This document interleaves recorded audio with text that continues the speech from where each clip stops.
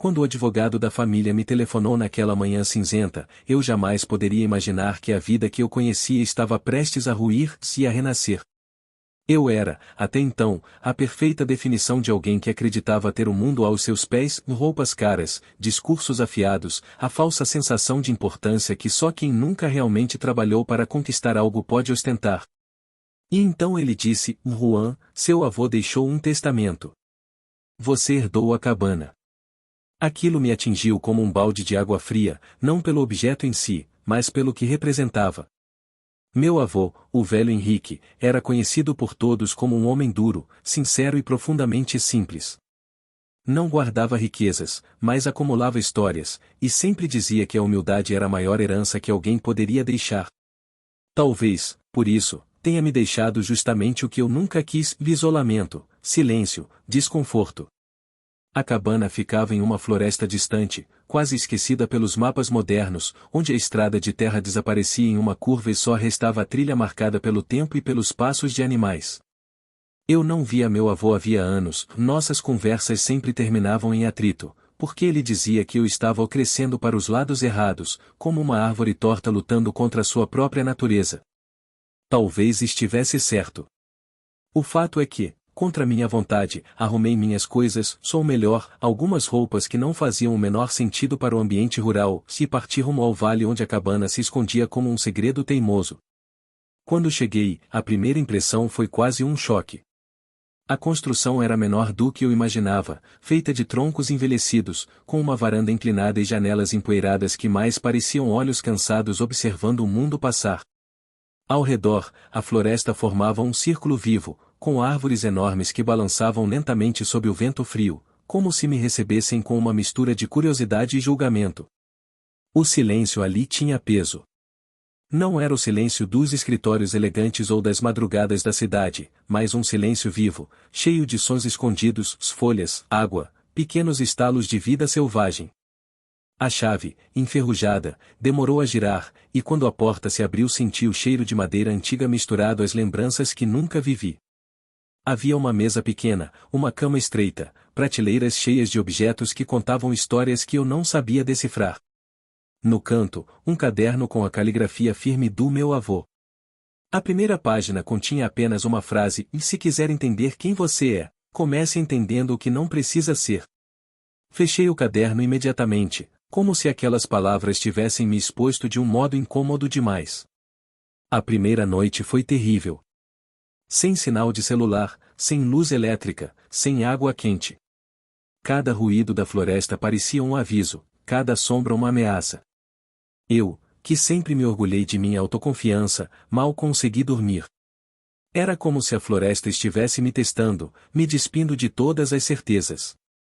E, pela primeira vez, percebi como eu era pequeno diante do mundo real, não o mundo construído por homens, mas o mundo moldado pela natureza, onde nenhuma vaidade importa. Na manhã seguinte, descobri que a cabana precisava de reparos urgentes. A janela não fechava, o telhado gotejava, a porta rangia. Eu olhei para aquilo e ri sozinho, e isso só pode ser uma piada do destino. E então, como se meu avô estivesse ali, ouvi sua voz em minha memória: e nada se conserta sozinho, Juan. E ninguém aprende sem sujar as mãos. Foi o primeiro momento em que senti a presença dele de verdade, como um eco, uma lembrança que guiava, ainda que eu não estivesse disposto a admitir. A floresta, aos poucos, começou a falar comigo. Não em palavras, mas em sensações. O vento que trazia o cheiro das árvores, o som do rio próximo, a maneira como a luz atravessava as copas e tocava o chão.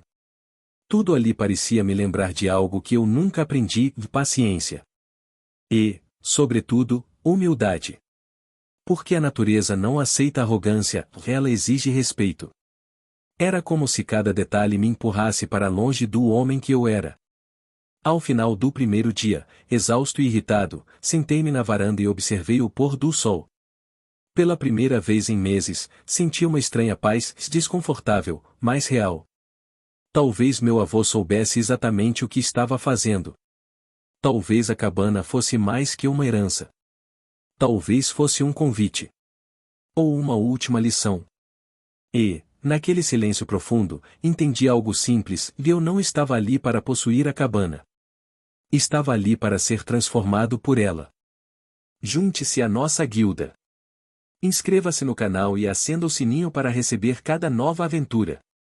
Nos dias seguintes, a cabana revelou o quanto eu dependia de coisas que sempre considerei básicas. A cada passo, o mundo real me mostrava que eu não sabia quase nada sobre sobrevivência, sobre esforço, sobre o peso verdadeiro do trabalho.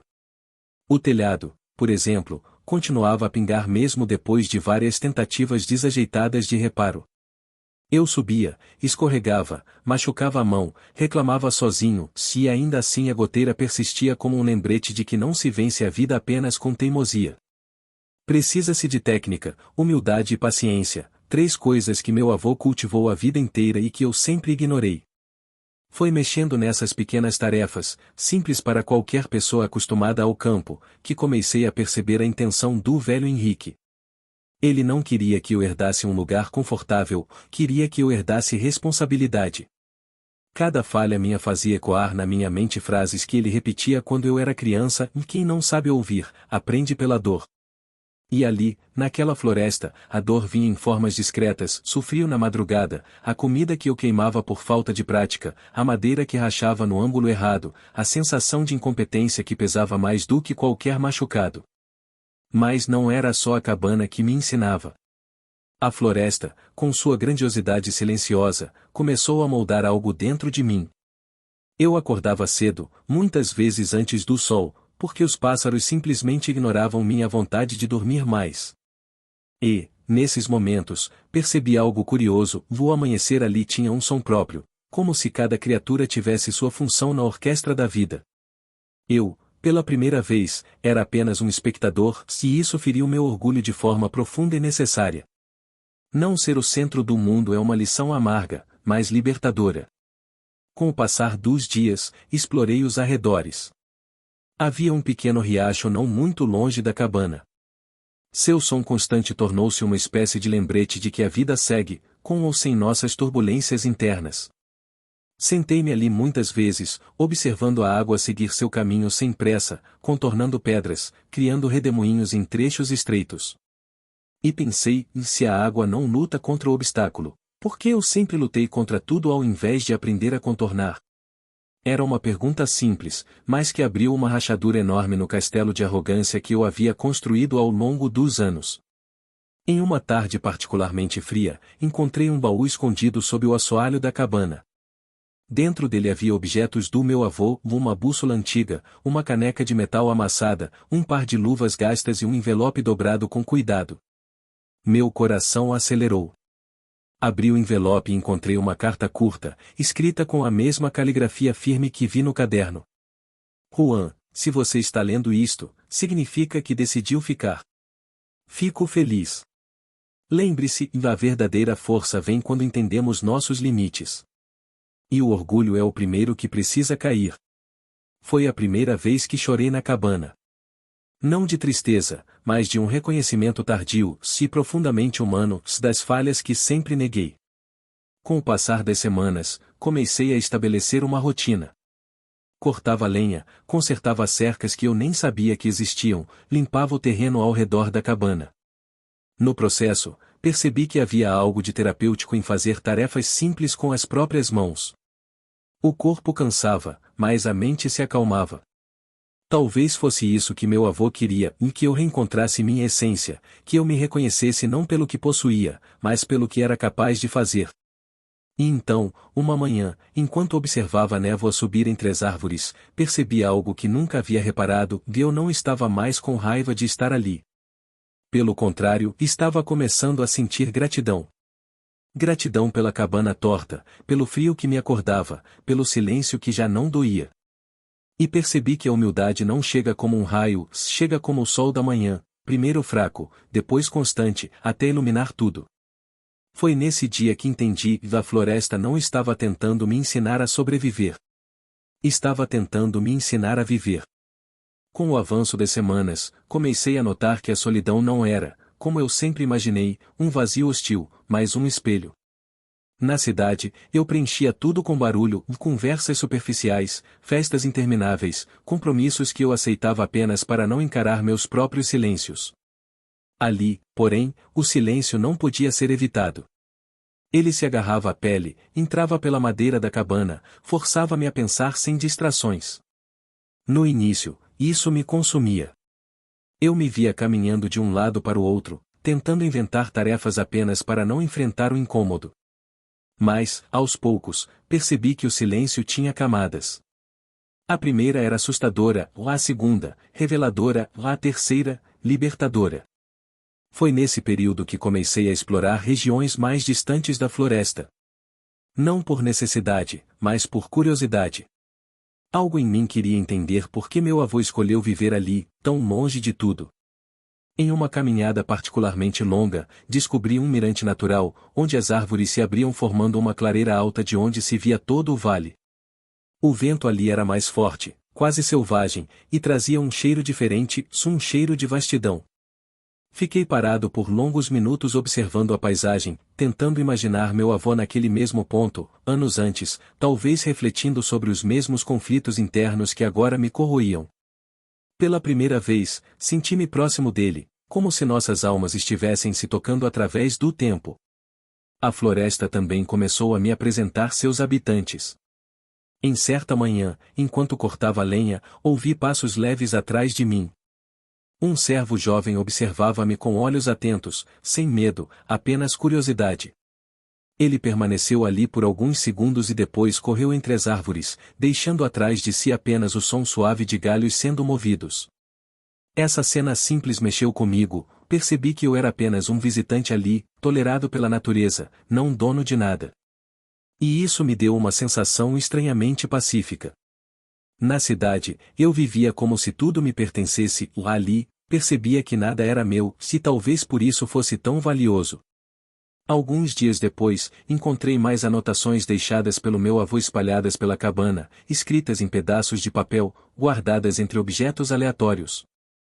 Não eram cartas, mas pensamentos soltos, como se ele estivesse conversando com alguém que sabia que só viria depois. Uma delas dizia: a humildade não é abaixar a cabeça para o mundo, mas levantar o coração para compreendê-lo. Passei longos minutos encarando aquela frase, refletindo sobre a vida que levei. Sempre achei que humildade fosse sinônimo de submissão, e por isso a rejeitei com tanta força. Agora, percebia que era o contrário, era um ato de coragem. A rotina na cabana não ficou mais fácil, pelo contrário, cada tarefa revelava mais ignorância minha. Mas minha relação com elas mudou. Em vez de me irritar, passei a enxergar cada dificuldade como parte do aprendizado. Quando finalmente consegui consertar o telhado, depois de várias tentativas frustradas, não senti orgulho, senti gratidão. Gratidão pelo esforço, pela paciência que fui obrigado a cultivar, pelo processo. E, pela primeira vez, senti que estava conquistando algo com as próprias mãos, sem atalhos, sem ajuda, sem máscaras.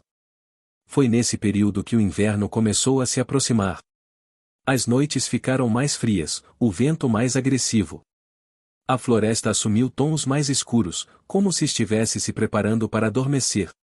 Eu também precisava me preparar, e essa percepção trouxe consigo uma sensação de urgência. Comecei a estocar lenha, reforçar janelas, revisar o interior da cabana. Tudo isso me fez refletir sobre como meu avô sobrevivia a essa estação todos os anos. E então entendi que ele não sobrevivia apesar da floresta, se ele sobrevivia com ela. A natureza não era inimiga nem obstáculo, mas parceira. E essa compreensão mudou algo profundo dentro de mim. Numa noite particularmente gelada, enquanto eu alimentava o fogo, senti uma presença diferente na cabana. Não física, mas emocional. Era como se meu avô estivesse ali, sentado na poltrona velha, observando-me com aquele olhar sério, mas cheio de paciência. Por um instante, a sensação foi tão forte que cheguei a falar em voz alta: "Lhe estou tentando, vô. De verdade." E, pela primeira vez, senti orgulho, não do que eu havia feito, mas do que eu estava me tornando. A solidão, percebi, não era um castigo. Era um convite. E eu finalmente começava a aceitá-lo. O inverno chegou com força. Não um frio comum, mas uma presença que parecia ocupar cada canto da cabana, cada espaço entre as tábuas, cada pensamento meu. Era o tipo de inverno que faz o mundo inteiro ficar quieto, como se todos respirassem mais devagar. A floresta parecia dormir, e eu precisava aprender a dormir com ela, se sobreviver com ela. Essa fase foi a mais desafiadora, não pela dificuldade física, mas pela batalha interna que travou contra meu orgulho. As tempestades de neve me prenderam na cabana várias vezes. Sem distrações e sem trabalho externo, fiquei frente a frente com minha mente, uma mente que por muito tempo foi alimentada por vaidades, julgamentos apressados e uma arrogância tão natural para mim que eu nem percebia mais. De repente, tudo aquilo ficou exposto, como rachaduras em uma parede antiga. Era impossível ignorar. Eu me sentei muitas noites perto do fogo, olhando para as chamas como se elas fossem uma metáfora de mim mesmo, instável, consumindo tudo ao redor, até que restasse apenas cinza. E me perguntei, o que realmente sobrou de mim depois que tirei tudo o que era supérfluo? A resposta veio aos poucos, em pequenos gestos. Em uma noite de vento forte, por exemplo, ouvi um estalo do lado de fora. Uma árvore havia caído, obstruindo parte da trilha que levava ao riacho. Antes, eu teria ignorado ou esperado que alguém resolvesse o problema. Mas ali, sozinho, percebi que não havia ninguém. Peguei as ferramentas, e mesmo com o frio cortando minha pele, fui tentar remover o tronco. Demorei horas, escorreguei, machuquei o ombro, mas consegui. E quando terminei, apoiei as mãos nos joelhos, respirando com dificuldade, e o pensamento veio, eu sou capaz. Eu sempre fui. Só nunca precisei provar para mim mesmo. O inverno também me ensinou sobre cooperação. Animais que normalmente ficavam longe da cabana começaram a se aproximar em busca de restos de comida ou abrigo temporário. Em outro tempo, eu teria afastado todos, incomodado com a presença deles. Ali, porém, percebi que não éramos tão diferentes, todos tentando sobreviver, todos vulneráveis diante da mesma força da natureza. Comecei a deixar pequenas porções de alimento em um ponto afastado da cabana, não para domesticá-los, mas para reconhecê-los como parte do mesmo ciclo de vida que agora me incluía. Foi estranho perceber que aquele gesto simples me emocionava tanto. Foi durante uma dessas tempestades que encontrei o caderno mais importante do meu avô, escondido dentro de uma gaveta que eu nunca tinha aberto. Nele, ele escrevia sobre sua própria jornada. Descobri que ele também chegou à cabana como uma pessoa cheia de falhas, tentando fugir dos erros do passado. Descobri que a humildade que ele carregava com tanta naturalidade foi conquistada ao longo dos anos, com dor, com reflexão, com pequenos gestos diários que moldaram quem ele se tornou. Ele não era sábio desde o início, se ele se construiu. E isso mudou completamente a forma como eu vi a minha própria transformação. Um trecho em especial me marcou profundamente. Humildade não é se sentir menor. É entender que ninguém é maior do que ninguém. Nem mesmo você. Fechar aquele caderno foi como fechar um ciclo. Eu não estava apenas herdando a cabana, estava herdando um caminho que já havia sido percorrido antes, mas que precisava agora ser caminhado com meus próprios passos. Nos últimos dias de inverno, quando o sol finalmente começou a ganhar força, senti algo que nunca tinha sentido antes, o orgulho verdadeiro. Orgulho não de conquistas materiais, não de elogios externos, mas do silêncio interno que finalmente fazia sentido. Eu estava me tornando alguém que meu avô admiraria. Alguém que eu mesmo poderia admirar. O inverno estava terminando. Eu, finalmente, estava começando. Quando o inverno finalmente começou a recuar, senti como se a floresta estivesse despertando junto comigo. O gelo derretia em pequenos filetes que escorriam pelas folhas, e o som da água se movendo novamente no riacho parecia uma canção de boas-vindas. Eu me acostumara tanto ao silêncio rígido da neve que aquele movimento repentino parecia quase barulhento demais. Mas, ainda assim, era reconfortante. Era um lembrete de que nada permanece inalterado, nem a natureza, nem um homem que decide se confrontar. A primavera trouxe consigo novas tarefas, mas agora elas já não me intimidavam. A sensação de impotência que marcou os primeiros dias havia desaparecido, e em seu lugar, surgira algo firme, discreto, mais profundo, competência.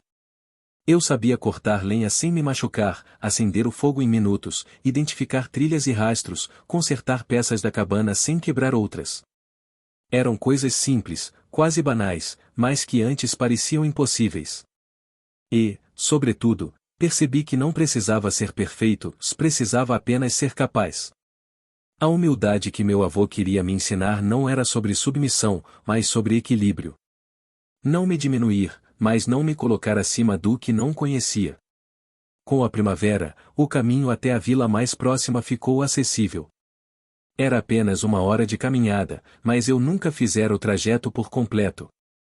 Sentia vergonha de aparecer ali nos primeiros meses, porque carregava comigo a postura arrogante que todos conheciam. Mas agora me sentia diferente o suficiente para tentar. Na primeira vez que desci até a vila, algumas pessoas me olharam com surpresa, talvez porque esperassem encontrar o homem snob que sempre fui. Mas o que viram foi alguém simples, com roupas gastas, mãos calejadas e uma expressão diferente. Não a superioridade habitual, mas uma tranquilidade que eu mesmo não sabia que podia sentir. Conversei com alguns moradores, ajudei um deles a empurrar um carrinho quebrado, comprei suprimentos que eu mesmo carreguei de volta pela trilha. Cada gesto pequeno parecia costurar uma parte rasgada do meu passado.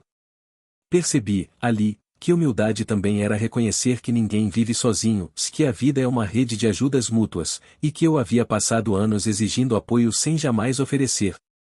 De volta à cabana, comecei a pensar no futuro. Pela primeira vez, aquilo não me assustava. Antes, eu via o futuro como um palco onde eu deveria brilhar, agora, via como um caminho cheio de escolhas. E percebi que eu não queria mais viver como antes, cercado de superficialidade, correndo atrás de validações vazias. Queria algo real. Algo que pudesse tocar com as mãos e sentir com a alma. E, de certa forma, a cabana me oferecia isso todos os dias. Enquanto reorganizava o interior da casa, encontrei mais uma carta do meu avô, escondida atrás de uma tábua. Era curta, como todas as outras, mas absolutamente transformadora. Se você chegou até aqui, já não é mais o homem que fui obrigado a ensinar. Agora é o homem que escolheu aprender. Aquela frase me atingiu como um soco emocional. Eu sempre achei que meu avô fosse duro comigo por não me amar o suficiente. Mas, naquele momento, percebi exatamente o contrário, dele foi duro porque se importava demais. Ele sabia que eu não seria feliz enquanto estivesse construindo minha vida sobre arrogância e fachada. Ele sabia que eu precisava ser quebrado para ser reconstruído. E teve coragem de ser o instrumento desse processo. À medida que a primavera avançava, comecei um projeto grande, reformar completamente o jardim da cabana. Ele estava abandonado, tomado por galhos velhos e terra endurecida. Decidi transformá-lo num pequeno pomar, como uma homenagem ao meu avô. Cavei a terra com as próprias mãos, preparei o solo, plantei mudas de árvores frutíferas. Cada semente colocada era quase simbólica, como se eu estivesse plantando versões melhores de mim mesmo. Certa tarde, enquanto limpava o terreno, percebi um grupo de crianças da vila me observando. No passado, eu teria mandado que fossem embora ou não queria ser incomodado. Mas dessa vez, apenas sorri. Eles se aproximaram, curiosos, e começaram a fazer perguntas sobre a cabana, a floresta, a plantação. Dei a eles algumas ferramentas pequenas e os deixei ajudar. Vê-los trabalhando com empolgação me trouxe uma sensação que eu jamais teria compreendido antes, alegria genuína por compartilhar algo, não por receber algo. Aos poucos, percebi que eu estava renascendo junto com a primavera. Não como um novo homem, mas como um homem verdadeiro, alguém que não precisava se esconder atrás de títulos, roupas ou discursos. Alguém que podia simplesmente existir, e ainda assim ter valor. E a floresta acompanhava tudo isso, como se estivesse escrevendo a mesma história em suas próprias raízes e folhas. O verão chegou como um abraço quente, cheio de luz e movimento.